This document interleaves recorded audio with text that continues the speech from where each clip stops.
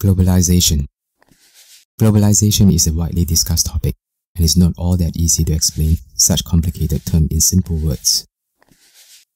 Let's start from the beginning to globalization.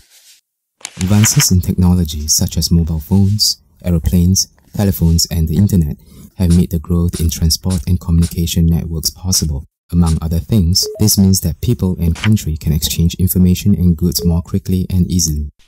This process is called globalization, where the worldwide coming together of countries and nations. For instance, companies used to manufacture products in their home country, such as the company Profit TV and Supercolor, who produce color TV in country A. Their products are in direct competition with each other, but both companies pay the same salaries and production costs. They have the same customers and use the same suppliers and sell their products at similar prices. In short, the same condition applies to both companies. Due to technical, cultural, and economical developments come about through globalization, other companies which manufacture products in a different country can now offer their products in country A too. That's why a company in country B can sell their product here at a lower price because they were produced for less. The local companies Profit TV and Supercolor have to react to withstand the competition.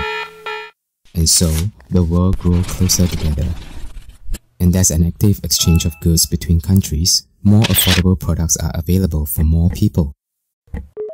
However, not only products and economic goods take place, but also their services, knowledge, cultural groups, and even languages. All these elements are closely linked and influence each other. But when there is light, there is also shadow. Because of globalization and the intense exchange of goods, people and the environment often suffers. If a company decides to move their productions to an economically disadvantaged country, people in industrialized countries lose their job. At the same time, job opportunities opens up to many locals in the economically disadvantaged countries. Many people in this country work for very little money in comparison to those industrialized countries.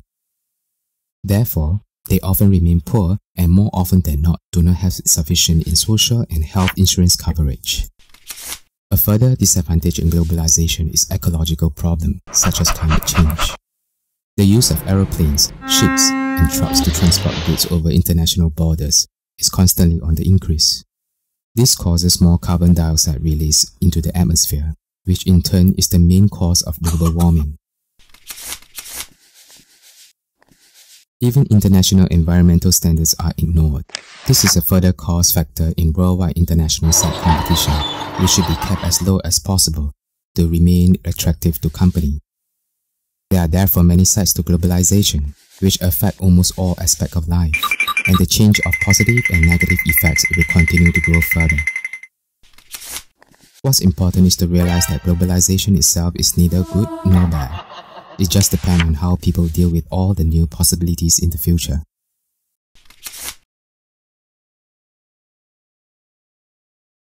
Globalization has been occurring for quite some time, adding the internet and media and an increasing media globalization, and it has recreated what is known as glocalization.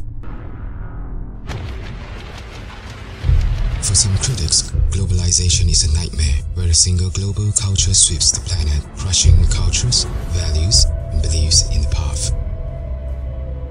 They envision a world where major corporations and international organizations wield power held formerly only by the nation. Everybody wears the same shoes, eat the same food, listen to the same music, and accept the same mainstream values. While most agree that the danger of waking up to find yourself in a globalized zombie world are slim, globalization is a reality. It's a phenomenon in which economies, culture, and government from all around the world appears to integrate towards one global system. International travel and trade, the internet, and media accessibility continue to make our world smaller. Major oil and communication companies profit more than many countries' GDP and command global political influence. Yet, the world is still a vast mosaic of traditions, society, values, and beliefs, all the elements that make up a local culture. Conflict between cultures has been defined much of our history, from tribal turf wars and imperial conquest to clash of religion and lifestyle, where different values meet, confusion and unrest can follow. The same continues as powerful global companies move into local areas while local areas reach out to available technology, information and economy benefits.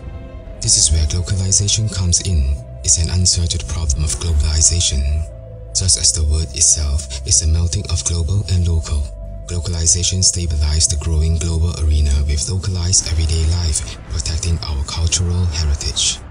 Let's explore the business world where the corporation glocalized their global product to meet the local market. The concept of glocalization in business originated in Japan during the 1980s, with the idea of adapting a global product to fit a local market. By 2000, the term has become a buzzword in the big business, with countless companies looking for ways to glocalize everything from hamburgers to websites.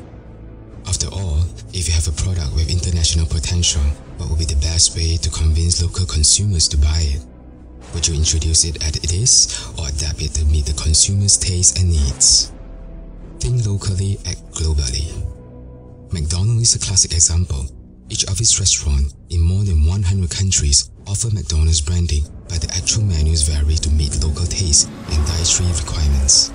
McDonald's restaurants in India offer mostly chicken, lamb, and vegetarian dishes, since many Hindus don't eat beef. Walk into an Israeli McDonald's and you can order a kosher Big Mac, minus the cheese. Many global television networks adapt their programming to suit local market as well.